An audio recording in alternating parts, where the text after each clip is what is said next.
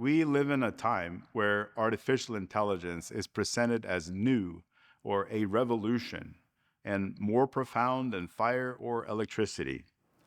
Recently, someone claimed that artificial general intelligence had been accomplished. Everyone wants to be part of history. I understand that. But the truth is that AI is old.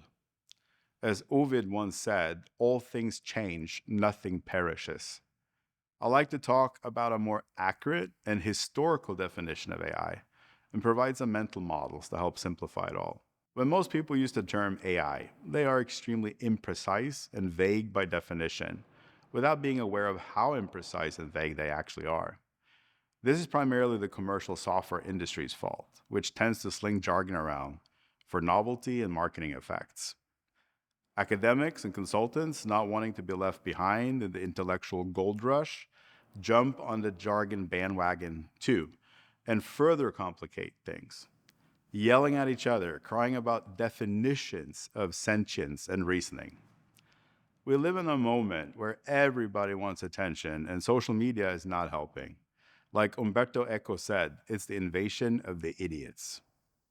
First, artificial intelligence is not a specific technology type or a set of discrete technologies, such as large language models. Neither is it some form of utopian future technology that will be intelligent, sentient, much less fully autonomous. This is all intellectual hand waving. A transistor will always be a transistor. A computer will always be a computer, quantum or not. AI is an idea, a very old idea. It's a philosophical construct, a philosophical quest. The first mental model I want to share is the automaton, stemming from ancient Greek, meaning acting of one's own will. The automaton is a historical, technological, and philosophical concept that predates our modern notion of AI by millennia.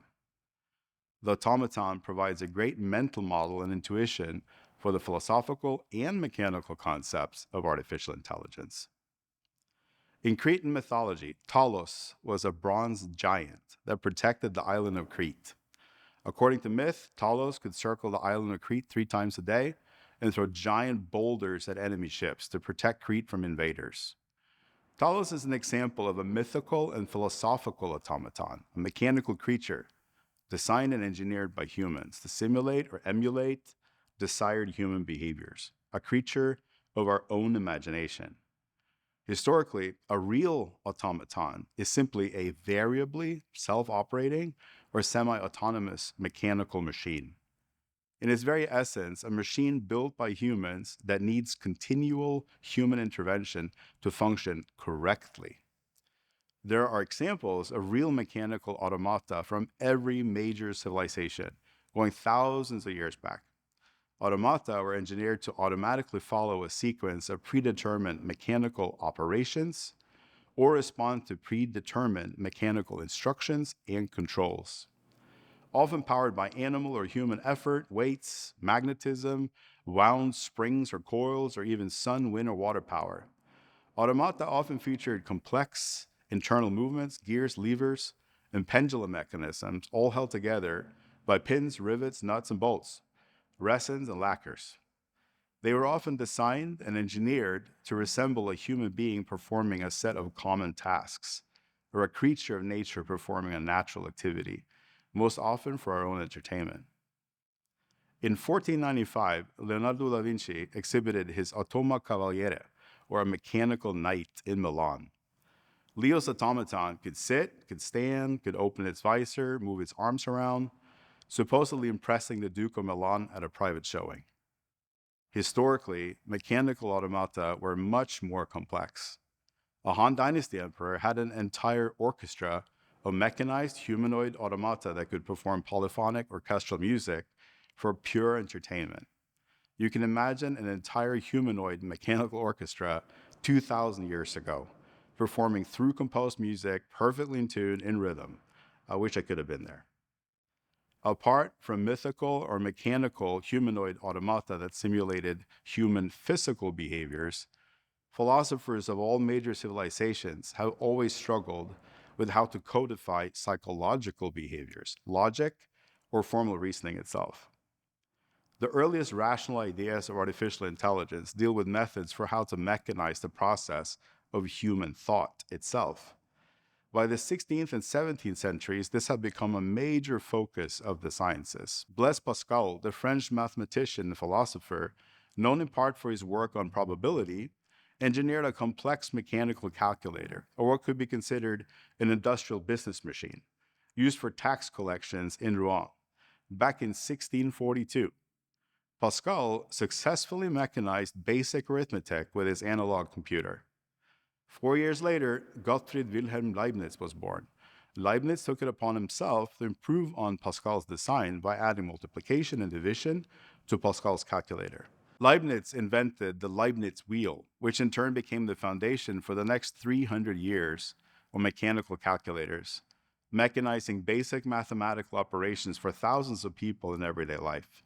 Like Pascal, Leibniz mechanized certain narrow dimensions of human intelligence at the time, just like modern AI today. Pascal and Leibniz machines were mathematics-powered machines, essentially analog computers, that based on predetermined instructions were designed to execute mechanical programs through a sequence of mathematical operations and mathematical control mechanisms, not to entertain or impress, but to mechanize the human operations involved with mathematical tasking. I'm sure Pascal's calculator had the effect of sheer magic on the vast majority back in 1642. We see the same magic effects on the vast majority by modern AI today. So, what does a Greek mythological automaton, a mechanical orchestra of humanoid automata, a couple of mechanical calculators, and large language models have in common? Far more than you probably think. They are all man-made technologies that aim to mechanize certain dimensions of human intelligent behaviors. But the commonalities go much deeper. They all follow predetermined sequential mathematical instruction, operation, and control mechanisms. They are all still variably self-operating or semi-autonomous machines. They all still need continuous human intervention and moderation. A commercial AI product like ChatGPT requires thousands of man-hours every month simply to function, much less function correctly. The fact is that ChatGPT remains a mechanical automaton, a stochastic, mathematical, mechanical automaton orchestrated with billions of electromagnetic transistors, but a mechanical automaton all the same. It remains variably self-operating, semi-autonomous, relying upon predetermined sequences of simple mathematical instructions, operations, and controls, while incapable of scientific external discovery, scientific novel inference, and scientific self-moderation in a natural, nonlinear context, in other words, in real life. Throughout time, we have fantasized about and imagined golems and automata. We have designed and engineered machines that would attempt to mechanize, simulate, emulate, or automate our own abilities, physical or intellectual.